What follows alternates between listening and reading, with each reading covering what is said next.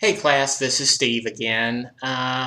Today we're going to look at chapter 11, which deals with this whole idea of miracles. Um, One of the greatest New Testament theologians of the 20th century was a German named Rudolf Bultmann, Bultmann. Outstanding New Testament scholar. He was probably one of the best, if not the best ever, certainly in the 20th century.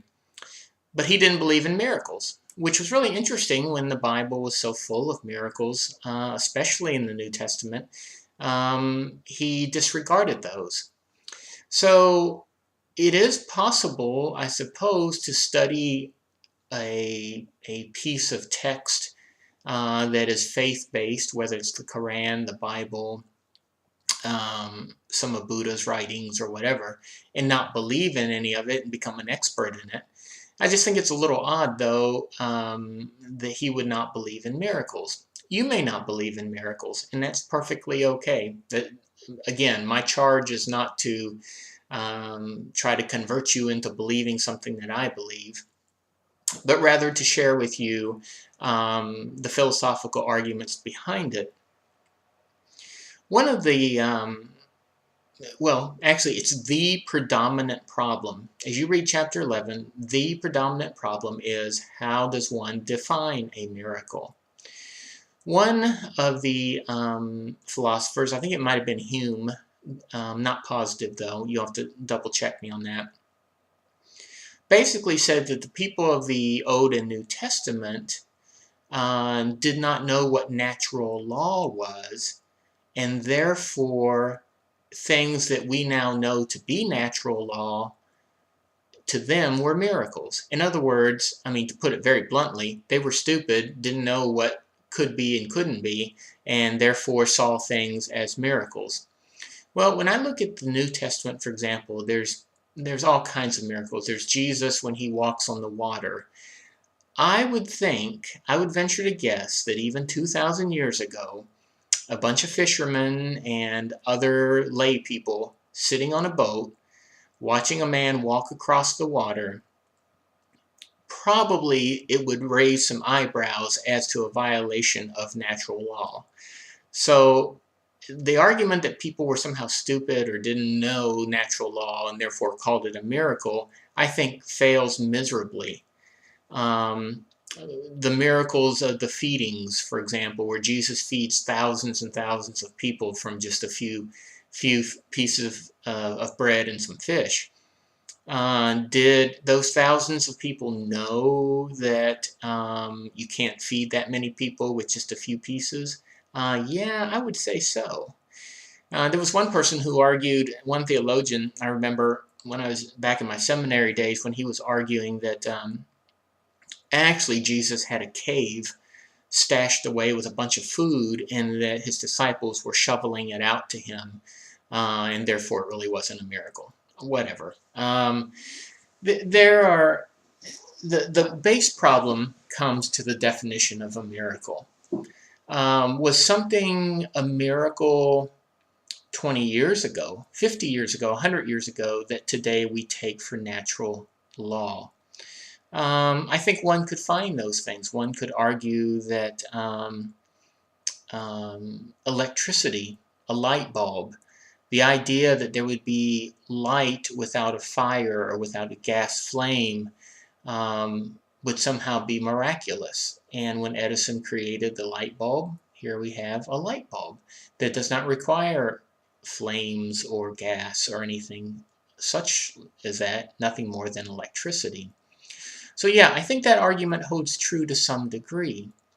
As we make advances in computer technology, in medical technologies, things that years ago would have been absolutely unthinkable now happens almost regularly.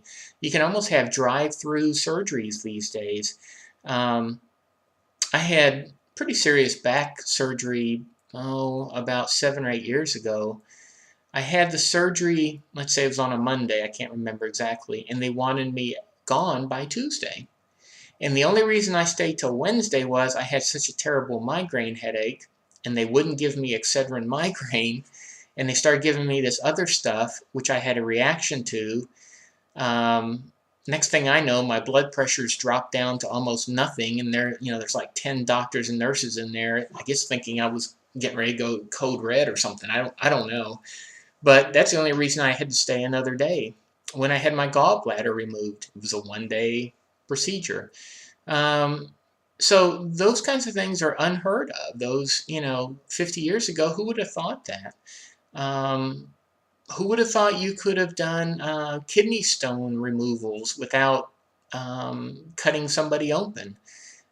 So now they have those little machines that can pound away at it, break up the little pieces, and you could simply pass those.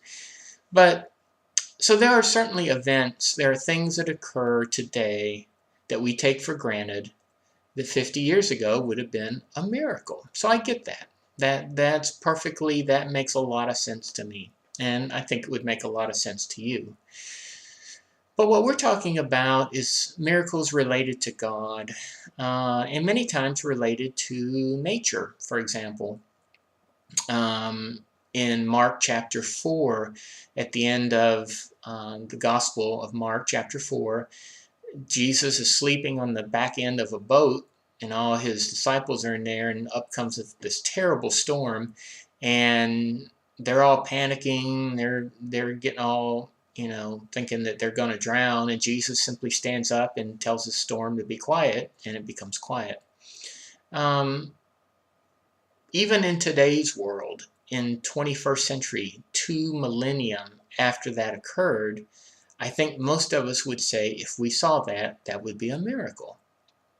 So the whole point of this chapter is to define what a miracle is and to argue, therefore, whether one exists or not. I call things like having a baby a miracle. I mean, think about this for a second. I don't know how many of you have children or have watched a birth occur. It's absolutely amazing. To me, it is amazing. Now, to an OBGYN or a nurse that's an OBGYN nurse, maybe it's commonplace. But I've heard many doctors say that they still are impressed by that act where a baby comes from inside the woman and is a human being. I mean, that's to me is miraculous. To me, it's miraculous in the way I feel about somebody when I love them.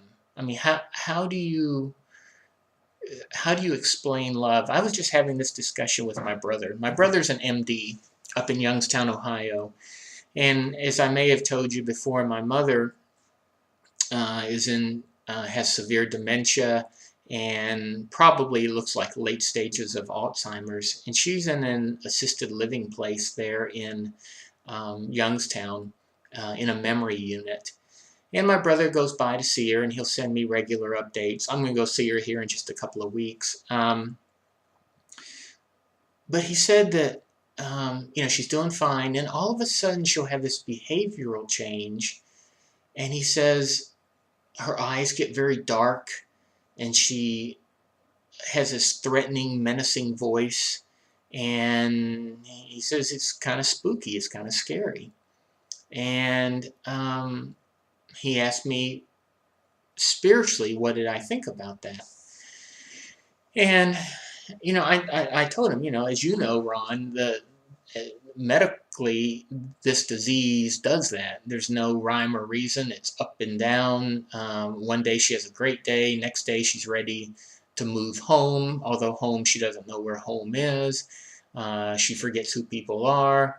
Then she'll have these really bad days. There's no rhyme or reason, but it is cyclical. I mean, there is ups and downs to this. So that certainly could explain it.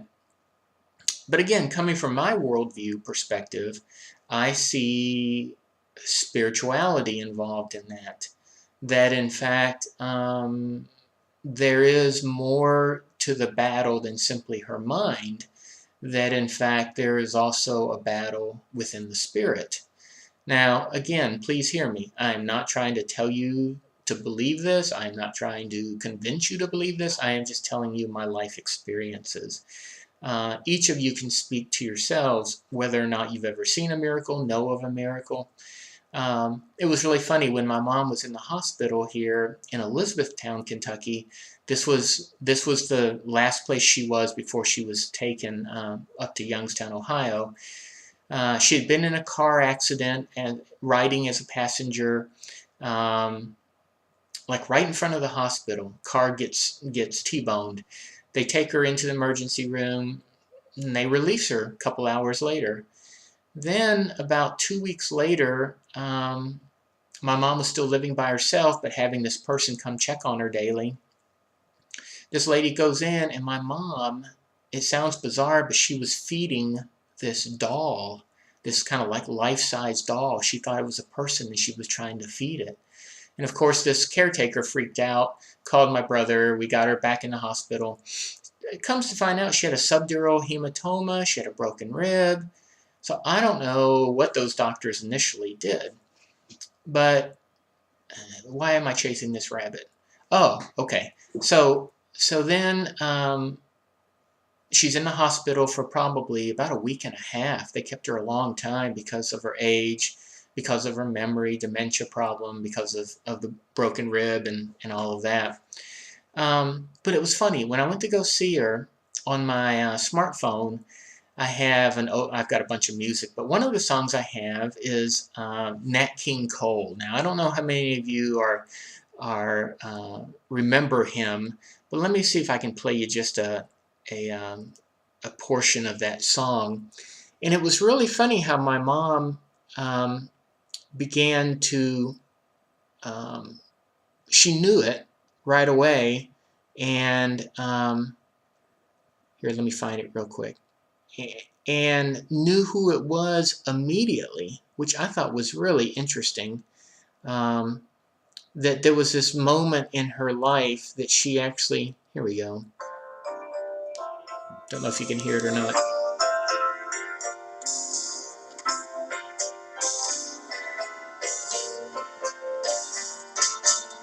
Unforgettable. That's what you are. Anyway, so I played that for her in the hospital, and immediately, even though she was forgetting everything else and other people and where she was and all that, immediately her eyes lit up, she smiled, and she said, "That's Nat King Cole." I mean, so it was strange that there were memory components in her mind that could remember bits and pieces. You know, Nat King Cole's from the 50s and 60s. But I say all that because, in a way, to me, that was a miracle. Why did those particular segments of her memory still click on when she couldn't remember what happened 2 seconds ago? So, how one defines a miracle, I think, is independent of any philosophical truth. Because a miracle could be many things to many people. For some people, being loved is a miracle.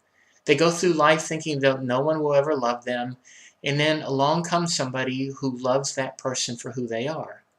And for that person receiving that love, that's a miracle. Watching a sunset. For me, I know physically what happens, the Earth's rotation, blah, blah, blah, blah, blah. I get all that. But how I feel watching a sunset is something I think is very difficult to explain. What it does to the way I feel, to my thoughts, the patterns. Yes, physically I can explain it. So when you think about God and miracles, even though the chapter goes through all these philosophical arguments, mostly basically arguing for the definition of it, I still think it's a personal matter, and it's one that you and I define within our own terms. Can we explain some things physically? Absolutely. For example, think of this. We call an illness something. We call depression, depression. We call bipolar, bipolar. And we think by giving it a name, we have defined it. We know everything about it. But to me, that's not That's not valid. That's an invalid point. Because I call this lamp that's sitting over here on my desk a lamp, why is that a lamp? I've just given it a name. Do I know exactly how a lamp works? Well, kinda. I know there's some electricity that somehow gets to my house, that comes through the plug, that goes through the wire, that goes up to the light bulb, but I'm not really sure why those little wires in there get all lit up. So my point being this: we can call things things. We can say, well, that's not a miracle. That's, you know, that's normal. The sun setting, that's one thing. A baby being born, that's perfectly natural. But when I look at those things, even if I can explain them, doesn't, to me, make them any less miraculous. So I want you to think about those things. I think I've even posted a forum out there that if you want to share anything that you believe was a miracle in your life, please feel free to do so. Thanks a lot, and we'll be talking to you soon. Bye-bye.